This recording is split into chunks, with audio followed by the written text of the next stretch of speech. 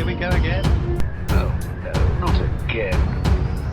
You've seen it before, haven't you? Dom, how long have we been doing this? Once more unto the breach, dear friends. Again and again and again until we're both dead.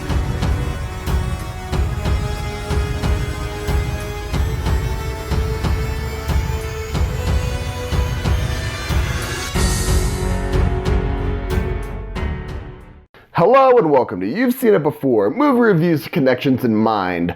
Star Wars Episode 9, The Rise of Skywalker is once again directed by J.J. Abrams, and again stars Daisy Ridley, Adam Driver, John Boyega, Oscar Isaac, among others.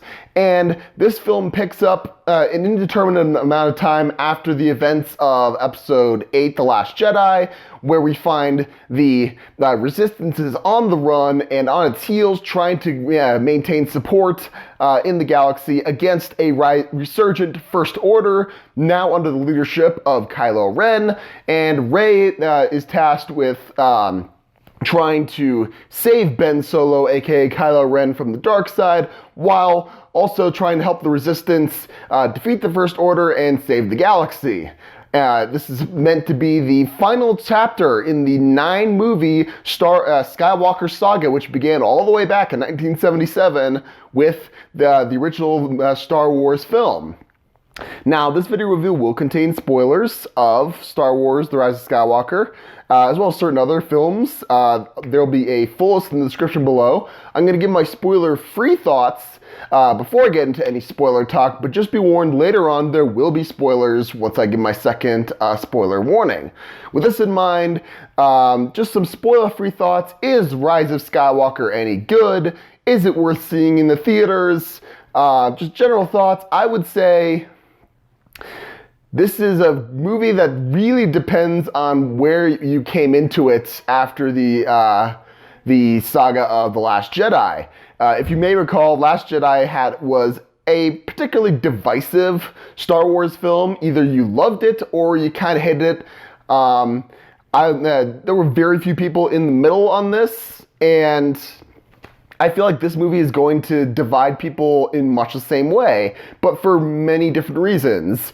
For different reasons from The Last Jedi. Whereas Last Jedi split people because of how it handled the things from the previous film. This film, Rise of Skywalker, also deals with some controversy in how it deals with the developments of the previous film, but also it has to deal with how exactly it wraps up these events, not only of this sequel trilogy, but because this is meant to be the bow on top of the 9-movie Skywalker saga, it's supposed to, you expect to go into this thinking that it's going to go out with a bang and a triumphant ending of this saga. I'm not entirely certain it does that, and part of me feels like this film feels like it's a bit of it's not quite the most dramatic course correction a movie has done from the previous film to the current film, but it's a very noticeable shift from what happened in the previous film. And some of it works, I think. I think this film succeeds most when it turns into a straight-up, it dwells more on an adventure, and the chemistry between the main characters, like Poe and Finn, Chewbacca, C-3PO. It dwells on Rey's growth as a character and how her connection with Kylo Ren's supposed to work. I think that works well in this movie. Where this movie falters, however, is in where it provides answers to certain questions that have been raised since the previous 2 films. And like I said, I won't get into spoilers just yet, but some work and some don't, and some things that are revealed they're supposed to leave an impact. They don't, in my opinion, and it just kind of muddies everything.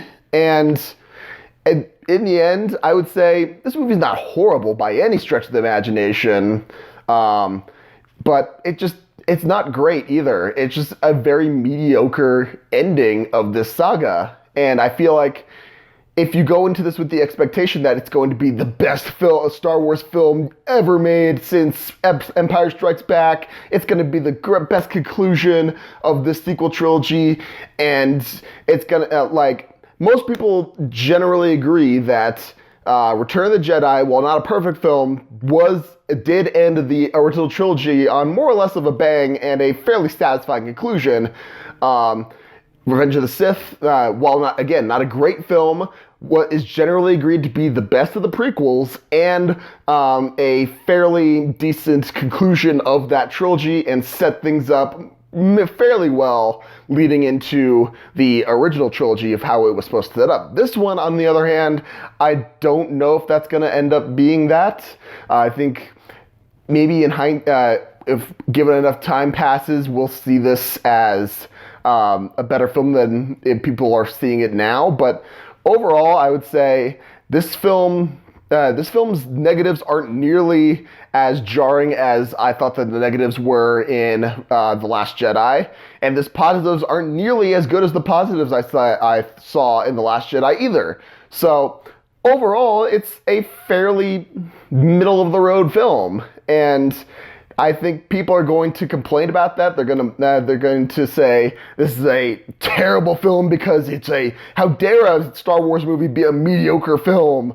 But I mean, I'm sorry if this is going to be disappointing to anyone, but I just can't get that mad at this film, and I don't know why, but maybe it's because Star Wars is kind of burnt out at this point, and we're already starting to shift our Star Wars loyalty to other projects such as The Mandalorian on Disney Plus, or I personally, I would rather pop in any of the original three over any of the sequel trilogy at this point, as I'm sure most people would. So if that doesn't clear, I feel like this is a meandering way of me saying I recommend you see this in theaters, because it does look pretty nice. The set, the set pieces, the locales still look gorgeous, especially on a big screen. They did a good job cinematography-wise for the most part.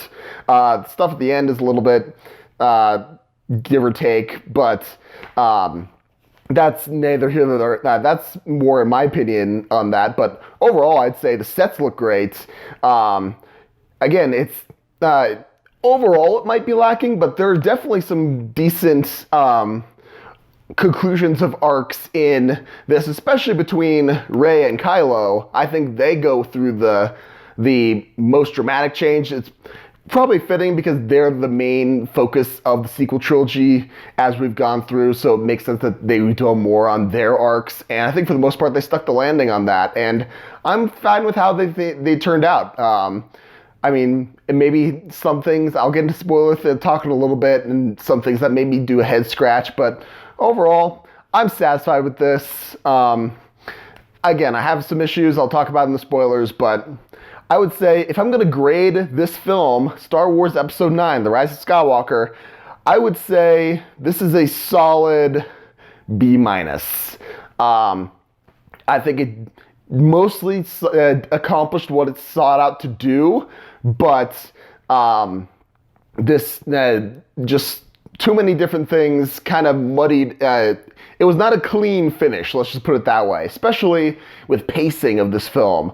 I didn't even talk about the fact that this film, I feel like it feels rushed for a lot of the times. And you know how like in the early 2000s there was that style of editing where you did like a fast forward and slow down sort of thing, and it was kind of cool the first time you did, but then it got kind of annoying after a while. I feel like this movie does that with the pacing of it. The first third is just go go go go go. It's very rushed, and then the second, and then briefly for the rest of the film it kind of slows down for a little bit. Then it goes really fast, and then it slows down into a crawl. Then it fastens again, slow, fast, slow, fast. It's very jarring, and then by the end it's like, oh, we're done.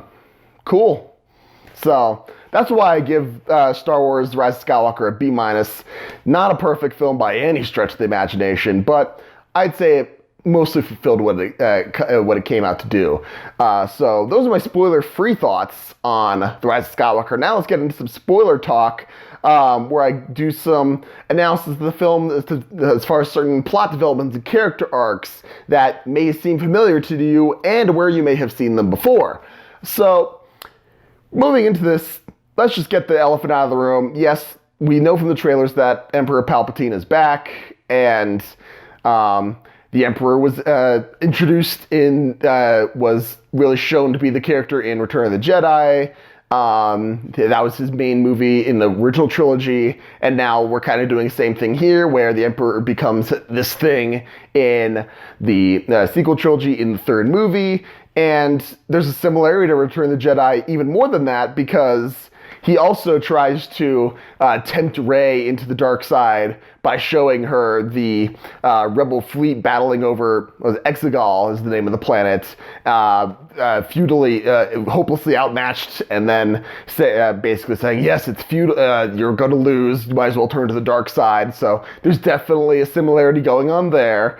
But also, in that same battle, I feel like there is a sort of an Avengers Endgame, Avengers Assemble kind of moment where Poe is flying in his X-Wing. He sees a whole bunch of his colleagues getting shot down. He's basically like, guys, I'm sorry, no one else is coming. And then you hear on the radio Lando saying, you got more friends than you know, buddy, or words to that effect. And then you see the giant fleet of rebel ships coming out, and that's very similar to how when in Avengers Endgame with the portals opening, then the giant army of allies coming forward, and then they have the big battle with the fleet there. And again, with this final battle, there's also, I feel like, a little bit of a comparison to be made with Black Panther, in that both these Black Panther had a fleet of ships carrying deadly weapons that were departing to parts where the weapons were going to deal massive damage, and it's up to our heroes to try to stop this convoy of ships before they breach the perimeter of Wakanda. Very similar to how in this film, the Final Order fleet is trying to break the atmosphere of Exegol, and the rebel force is trying to keep them inside the atmosphere of the planet so that their planet-killing Star Destroyers can't escape and do untold damage to the rest of the galaxy. So there's that comparison to be made. I'm sure there are others to be made, comparisons to be made there. These are just the ones that popped into my mind immediately after seeing the film. But besides this, just some random spoiler thoughts. The pros in this film that I liked. I personally am a sucker for Y-Wings in this series. I was bummed that there were no Y-Wings in the Rebel fleet in either Force Awakens or Last Jedi.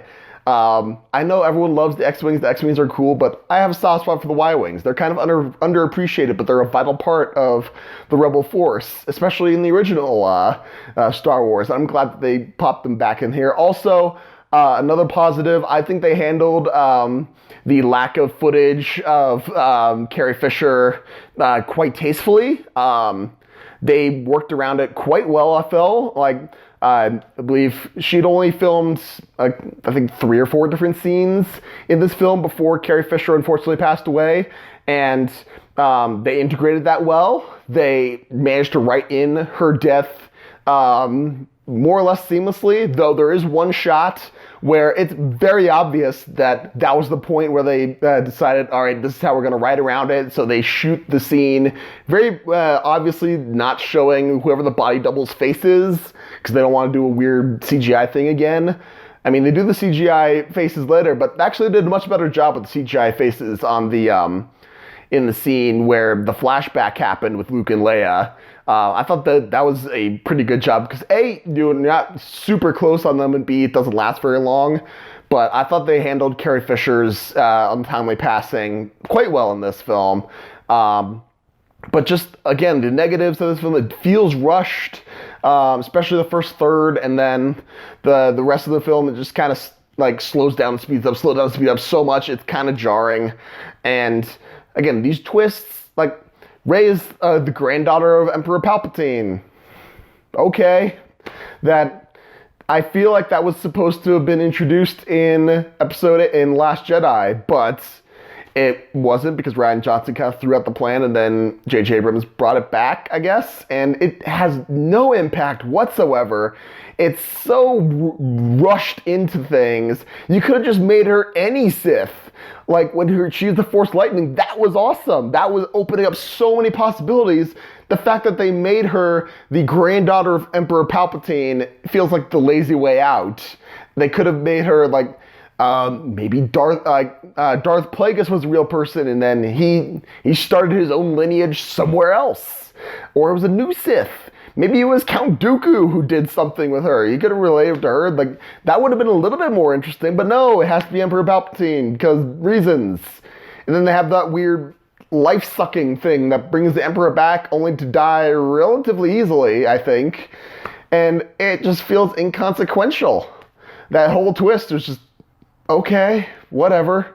And then I know people are going to be complaining about the ending, how they're making this whole thing about, what's your family name? I don't have one. And then at the end, it's like, I'm Rey Skywalker. It's like, I'm sure a lot of people are like, oh, come on, is that really earned? It's like, it's fine. She's essentially an adopted daughter at this point.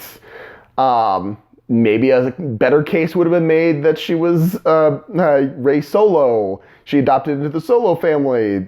That could have worked a little bit better, but I'm fine with her becoming a Skywalker, an adoptive Skywalker, as it were. Whatever. Again, I can't get myself worked up that much about this film. Yes, there are problems with it, but I'm not going to be one of those people who just rages at this movie. I mean, there's just too much of that already, and there's much better Star Wars movies out there that I can watch. I can still enjoy this. This doesn't ruin anything for me, because I feel like each of these trilogies, while nominally part of the Skywalker saga, you can treat them as 3 separate entities and still be fine with it. That's an entirely reasonable possibility, in my opinion. So there you have it. There are my thoughts on Star Wars Episode 9, The Rise of Skywalker. What did you think of the movie? Do you like it? Did you not like it? What about my analysis? Do you agree? Do you disagree? Did I miss anything? I probably missed something. Let me know in the comments down below. Again, thank you so much for watching. I appreciate whatever audience I can get. And if you like anything you see on my channel, either this video or any other video on my channel, please give me a like, a share, and especially a subscribe. I'd very much appreciate it.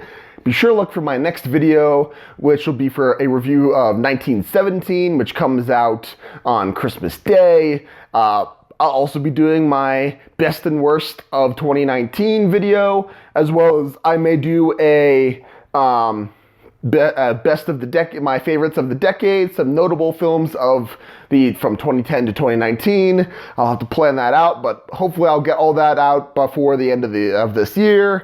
And again, thank you so much for watching. Again, you guys are the best, but just remember, there is nothing new under the sun. And yes, you have seen it before.